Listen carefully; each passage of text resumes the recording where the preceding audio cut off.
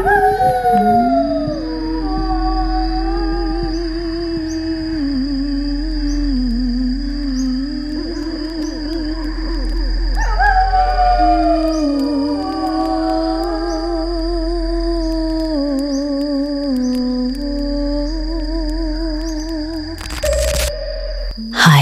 Assalamualaikum anak-anak kesayangan Mak.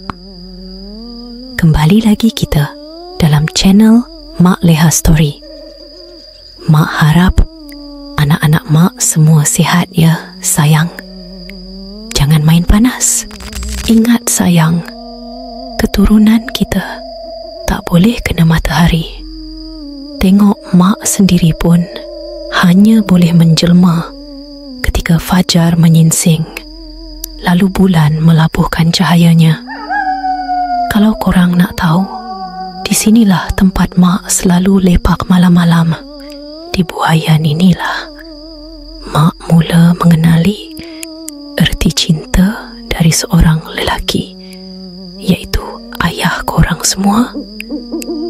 Tapi setelah Mak melahirkan korang semua, tergamak dia bunuh Mak dan tanam Mak di bawah pokok ni. Mujur dia tanam tulang-tulang Mak di sini. Maka tumbuhlah pohon beringin dan buaian untuk Mak berhibur di sini, walaupun Mak kesunyian. Tapi anak-anak Mak ada di sisi. Mak tidak lagi keseorangan. Biarlah Mak meratapi kerinduan Mak pada korang semua. Temani Mak di sini sayang. Mak akan ceritakan kisah-kisah seram sebagai peneman tidur korang semua. Dahlah kita lupakan pasal kisah kelam Mak tu. Mari dekat Mak sayang. Malam ni nak dengar cerita pasal apa? Nak dengar kisah pocong tak? Mari Mak ceritakan. Shh, dia dah datang. Anak-anak Mak semua dah sedia. Macam biasa sayang, tutup tingkap, tarik selimut. Let them come.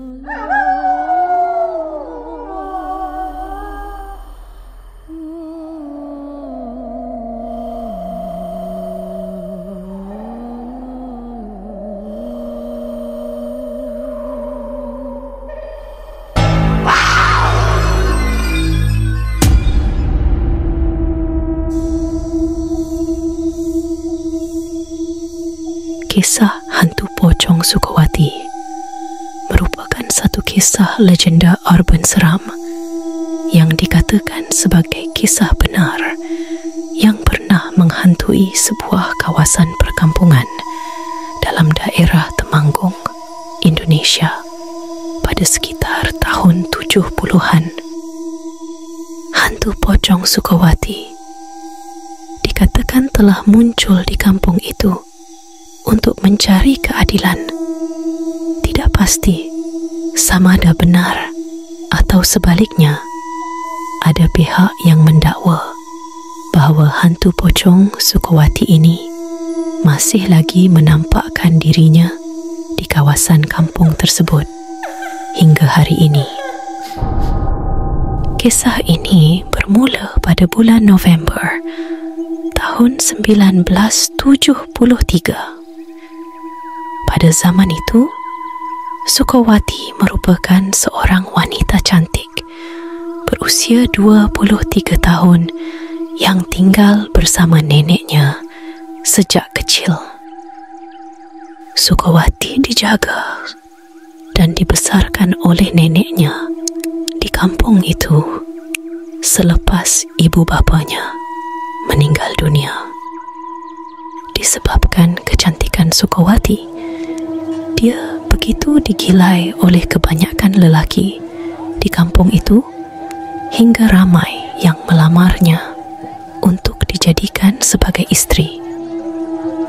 Walau bagaimanapun, semua lamaran perkahwinan itu ditolak oleh Sukawati kerana dia telah mempunyai teman lelaki Bondan. Namun malangnya, hubungan Sukawati dan Bondan tersebut ditentang habis-habisan oleh keluarga masing-masing. Perkara ini adalah berikutan. Nenek Sukawati dan bapa Bondan pernah menjadi musuh politik dalam merebut jawatan sebagai ketua kampung. Hinggalah pada penghujung tahun 1974, Sukawati menerima satu tamparan hebat apabila Bondan yang sebelum ini berjanji untuk hidup semati dengannya telah mengahwini wanita lain. Bon, kamu udah janjikan yang kita akan sehidup semati? Kok malah kamu nikahin orang lain sih? Gimana dengan aku, Mas? Maafin aku, Sukawati. Aku nggak punya pilihan lain selain menurut kata orang tuaku. Kamu cantik kok, pasti ada ramai lagi lelaki mahukan kamu. Lupakan aku, Suk. Kok begitu sih? Semudah itu kamu mutusin aku? Setelah apa yang telah kita lalui? Mas, aku udah hamil anakmu, Mas.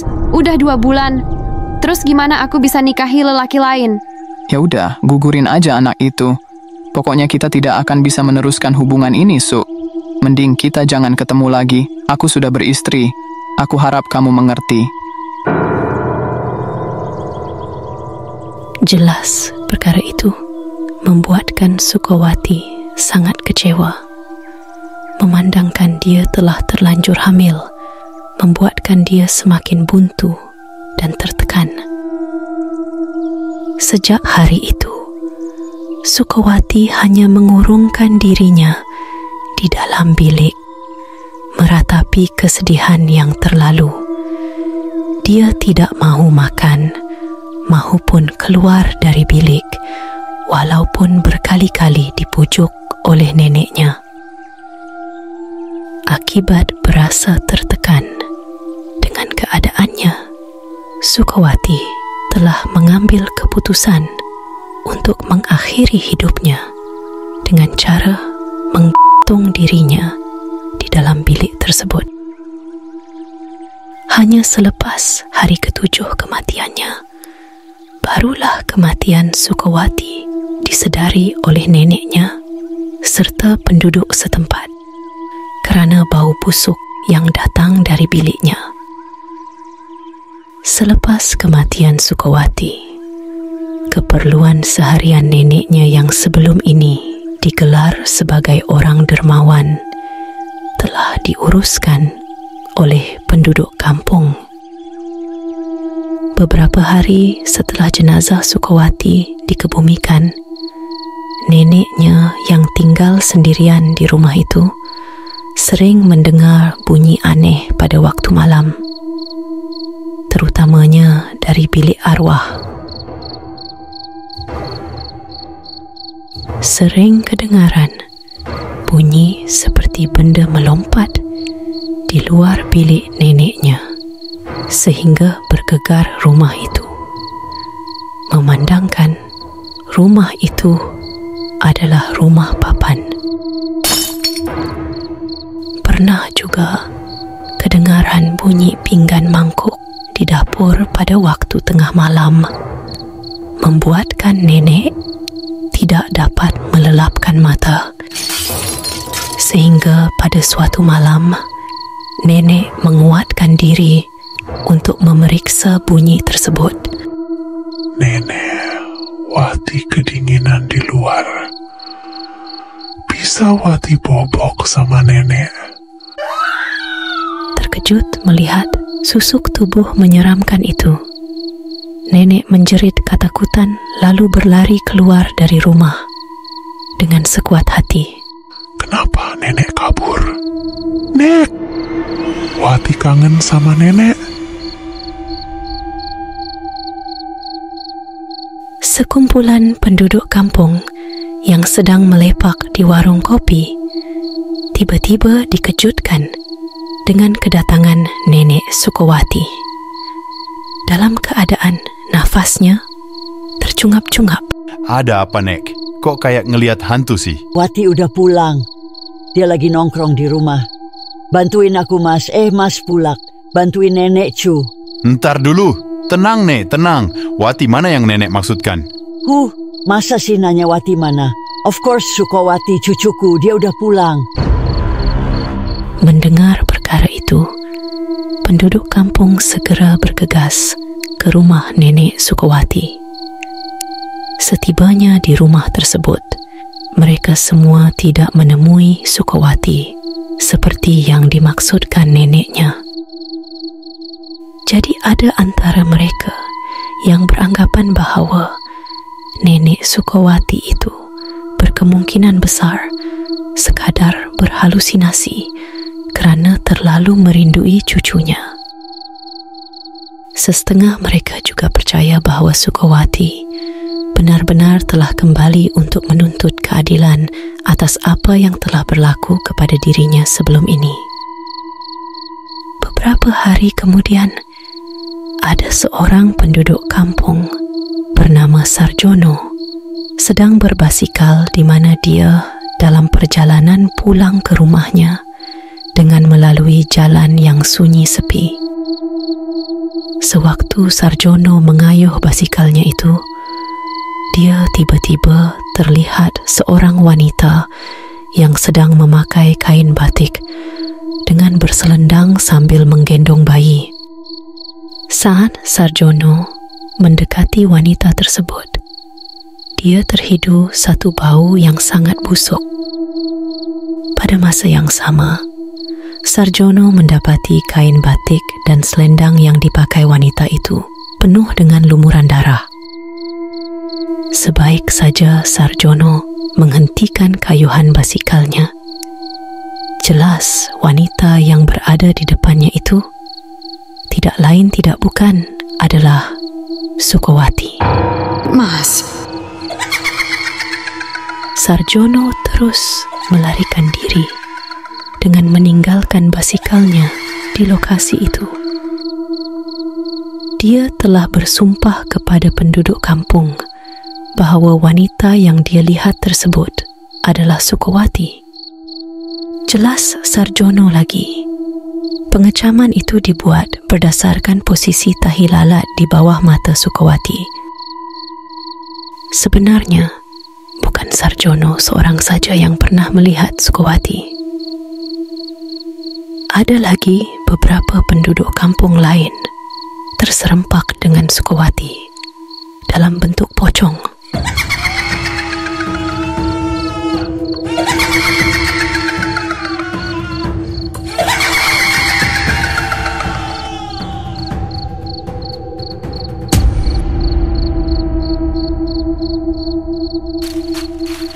Bondan juga tidak terlepas dari gangguan pocong Sukawati yang hadir setiap malam, sehingga membuatkan dia menjadi tidak waras, lalu berlari ke hutan untuk menyelamatkan diri.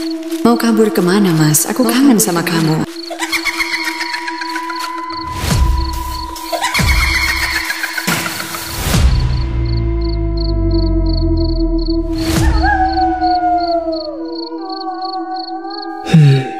Dipercayai hantu pocong Sukawati masih berkeliaran mencari Bondan sehingga kini. Kesian Bondan.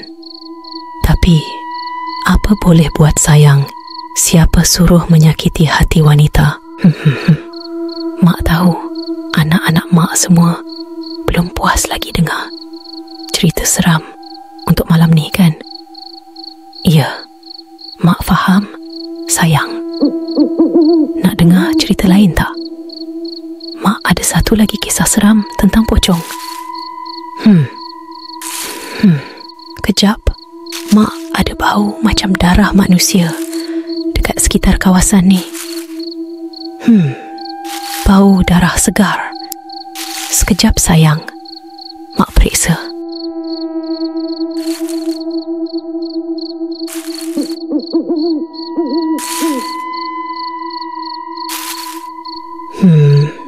Patutlah ada lelaki di sini. Siapa engkau? Apa kau buat di kawasanku? Ampun, Mbah. Ampun. Tolong jangan bunuh aku. Jangan takut. Aku tak menghisap darah manusia. Aku hanya menyantap darah lembu. Apa yang kau mahu? Aku Bondan dari Temanggung, Indonesia. Aku cuma pengen kabur dari sosok Sukowati yang mengejarku. Tolong aku, Mbak. Jauh sekali kau melarikan diri sampai ke Malaysia. Baiklah. Aku boleh menolongmu. Tapi dengan satu syarat. Apa saja syaratnya aku akan turuti, Mbak. Katakan saja, asal aku bisa aman dari cengkaman Sukowati. Aku udah gak tahan lagi, Mbak. Nampaknya kau lebih memilih untuk jatuh ke cengkaman aku. Syaratnya, kau perlu menjadi hamba suruhanku. Carikan aku darah lembu yang masih teruna dan daun jelatang gajah. Hah? Maksud Mbak, darah sapi? Baiklah, akan aku sediakan. Good boy. Sekarang kau boleh mula berkhidmat padaku. Bondan, di mana? Waduh, gawat nih. Gimana nih, Mbak? Bantuin aku, Mbak. Tolong. Kejap. Shh, dia dah datang. Kau tunggu di sini, biar aku selesaikan Sukowati. Bondan, di mana kau? Bondan, di mana kau? Bondan, aku nggak akan pernah berhenti memburumu, Bondan. Seluruh keturunanmu akan kuhancurin.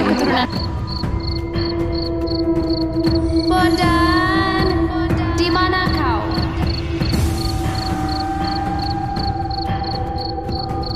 Apa gerangan kau masuk ke wilayahku, Wati? Tak puas lagi kau mengganggu orang-orang kampung termasuk nenek kau sendiri? Aku tidak akan pernah puas selagi dendamku pada Bondan tidak terbalas. Kamu nggak usah ikut campur urusanku, Leha. Ia telah menjadi urusanku sejak kau masuk ke kawasanku. Lupakan dendammu, Wati. Lagipun, bukan Bondan yang bunuh kau, tapi diri kau sendiri. Ubah ke bentuk asalmu, Wati. Kau menakutkan anak-anakku.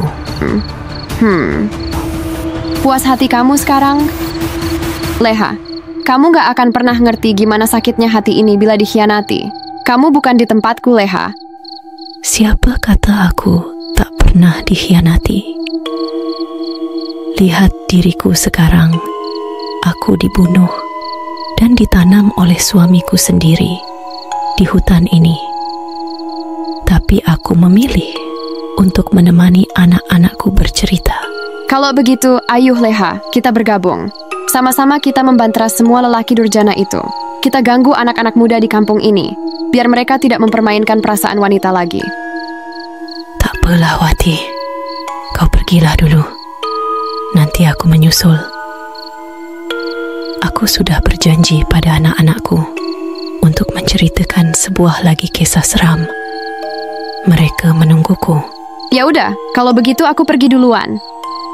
Jangan lupa, Leha, kirim salamku pada anak-anakmu. Bilang juga pada Agus Santoso, aku bakal mampir ke kota Pontianak untuk memburu Bondan. Bye. Jumpa lagi. Maaflah, anak-anak mak sayang. Tak pasal-pasal, mak terpaksa masuk campur urusan rumah tangga mereka pula. Kat mana kita tadi, sayang? Tadi mak cakap nak cerita satu lagi kisah pocong, kan? Tapi kisah kedua ni agak panjang sikit, sayang. So, boleh tak kalau mak pisahkan kisah kedua ni ke dalam video berikutnya? Bukan apa, mak takut korang bosan pula dengar mak bercerita panjang-panjang. Ke korang lagi suka mak buat video panjang terus? Cuba komen kat bawah.